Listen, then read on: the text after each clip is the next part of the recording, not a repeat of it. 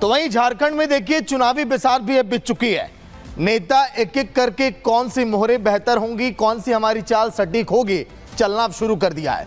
81 विधानसभा सीटों वाले झारखंड में इस बार लड़ाई इंडिया अलायंस और एनडीए के बीच है, लेकिन मुद्दों के मामले में इस समय एनडीए भारी पड़ती हुई दिखाई दे रही है।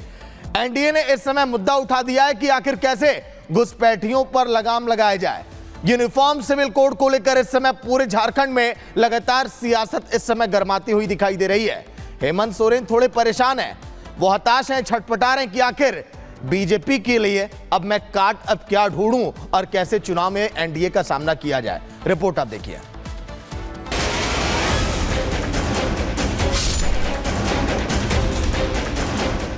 बीजेपी ने झारखंड में यूसीसी लाने का वादा क्या किया, सियासी उफान पर आ गई। मुख्यमंत्री से लेकर उनके नेता टेंशन में आ गए, क्योंकि जो लोग तुष्टीकरण की राजनीति के लिए घुसपैठियों को बसाने से भी परहेज नहीं करते, उन्हें यूसीसी कैसे पसंद आएगा। ऊपर से आदिवासियों को छूट मिली है तो सियासी बवाल तो होना ही था। झारखंड में यूसीसी जरूर आएगा। हमारी सरकार झारखंड में यूसीसी लाएगी, मगर यूसीसी से आदिवासियों को पूर्णतया हम बाहर रखेंगे।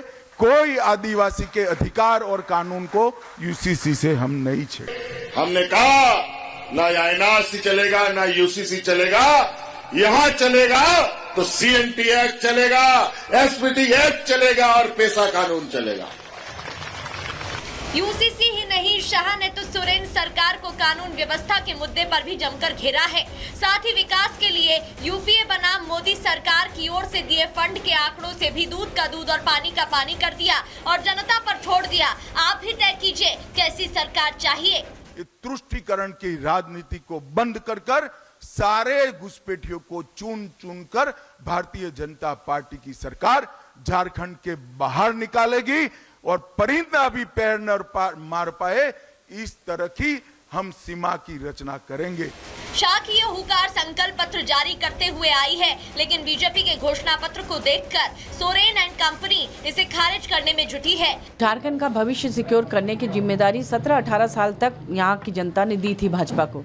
उनके कई मुख्यमंत्री रहे, सब कुछ रहा, फिर भी वो नहीं कर पाए। अगर आदिवासियों के हित की बात वो करते हैं तो मणिपुर में क्या हो रहा है? आप मणिपुर की बात क्यों नहीं करते हैं? मणिपुर जल रहा है इतने सालों से, इतने महीनों से, आप लोग वहाँ झांकते तक नहीं है। घुसपैठ हो रही है, उसके लिए जिम्मेदार कौन है? अमित शाह हैं। अमित शाह को पहले इस्तीफा देना चाहिए, तब घुसपैठ की बात करनी चाहिए। 10 वर्षों तक जो व्यक्ति गृह मंत्री रहा हो और वो घुसपैठ की बात करे और झारखंड में घुसपैठ की बात करे और उसके लिए मुख्यमंत्री को दोषी बताए, या तो संविधान की समझ नहीं है या अपने दायरे का पता नहीं है कि वो देश के गृह मंत्री हैं। सीमा सुरक्षा का हर मामला उनके जिम्मे आता है। भारतीय जनता पार्टी ने जो आज अपना संकल्प पत्र जारी किया है, उसमें साफ कर दिया है कि जो भी घुसपैठी है उनको चिन्हित करके बाहर डाला जाएगा। जैसे हाईकोर्ट ने भी ये चिंता जताई है, उस पर काम किया जाएगा। जो जमीन हड़पी गई है घुसपैठियों द्वारा, उस जमीन को रेट्रोस्पेक्टिव इफेक्ट के साथ वापस लौटाया जाएगा। आदिवासी समाज के और देश के जो राष्ट्र महानायक है उनका सम्मान किया जाएगा। बीजेपी ने अपने पत्ते खोल दिए हैं, वो किन वादों के साथ चुनावी मैदान में उतरी है, लेकिन अब तय करना होगा सत्तारूढ़ गठबंधन को कि वो कैसे इसकी काट निकालेगा, क्योंकि बीजेपी का कॉन्फिडेंस हाई है। Bureau report, Republic Bharat. वहीं दिल्ली में छठ पूजा को लेकर इस समय सियासत सातवें आसमान पर है। बीजेपी और कांग्रेस में इस समय आम आदमी पार्टी में माफ करिए जमकर रार देखी जा रही है। बीजेपी ने आम आदमी पार्टी को घेरने के लिए चौतरफा रणनीतियां भी बना ली हैं। रिपोर्ट आप देखिए।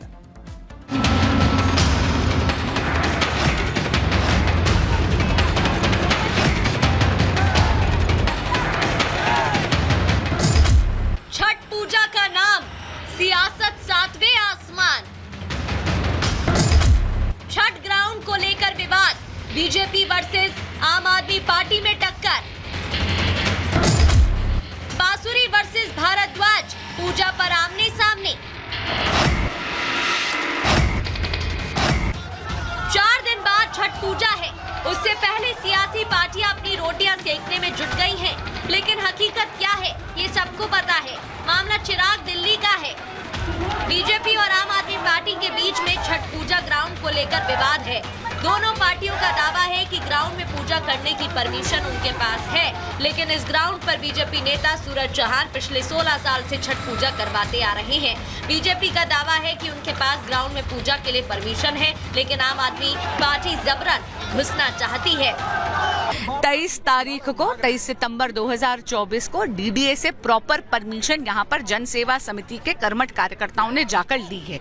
यहाँ पर डीडीए की प्रॉपर परमिशन है, लेकिन जब घाट की खुदाई हो रही थी तो माननीय मंत्री सौरभ भारद्वाज की गुंडागर्दी देखिए, आकर चलती हुई जेसीबी से तो उन्होंने चाबी निकाल दी और सेवा समिति के सदस्यों के साथ बदतमीजी करी।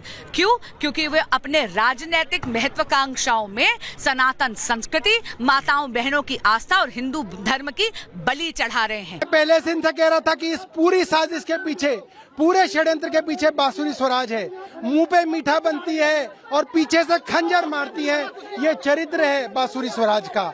हमारे गाँव के अंदर हमेशा से एकता है, शांति है। जब से ये सांसद बनी है, इन्होंने शांति के अंदर आग लगा दी। आज हमारे गांव के लोग अपनी गांव की जमीन में छठ पूजा नहीं मना सकते। क्यों?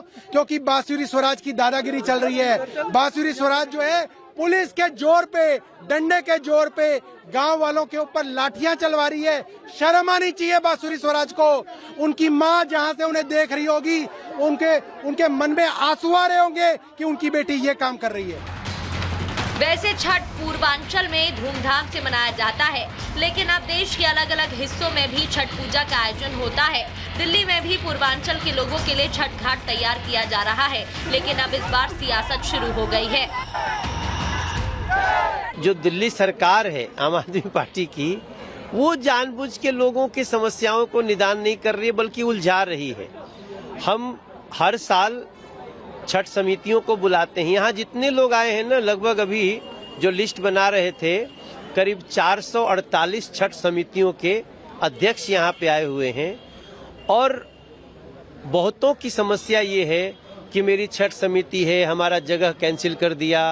किसी की समस्या है कि हमारा छठ समिति का नाम और उसका अधिकारी किसी और को बना दिया, सिर्फ छठ का जो पैसा मिलता है वो लेने के लिए। तो ये बहुत ही सनसनीखेज जानकारियां इसमें आ रही हैं। दिल्ली में अगले साल चुनाव है, ऐसे में कोई भी सियासी पार्टी मौका नहीं छोड़ना चाहती है। यही वजह है कि दिल्ली में बीजेपी और आम आदमी पार्टी के बीच जंग अभी से शुरू हो गई है। Bureau report, Republic Bharat.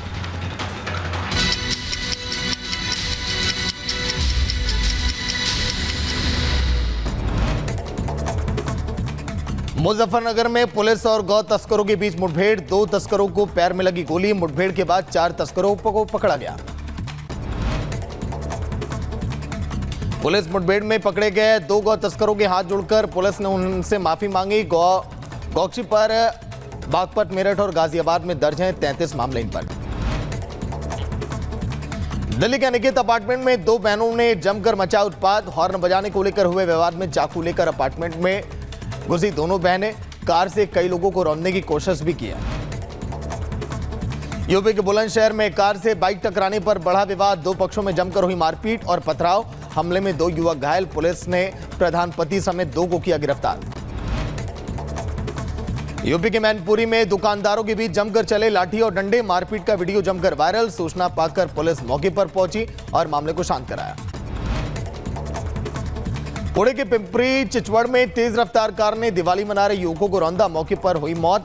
CCTV footage में कैद हुई पूरी तस्वीरें। एमपी के सिंगरौली में देखने को मिला तेज रफ्तार का कहर। बस ने कार को मारी जोरदार टक्कर। एयरबैग से बची जान। टक्कर के बाद 50 मीटर बैग दौड़ती रही कार।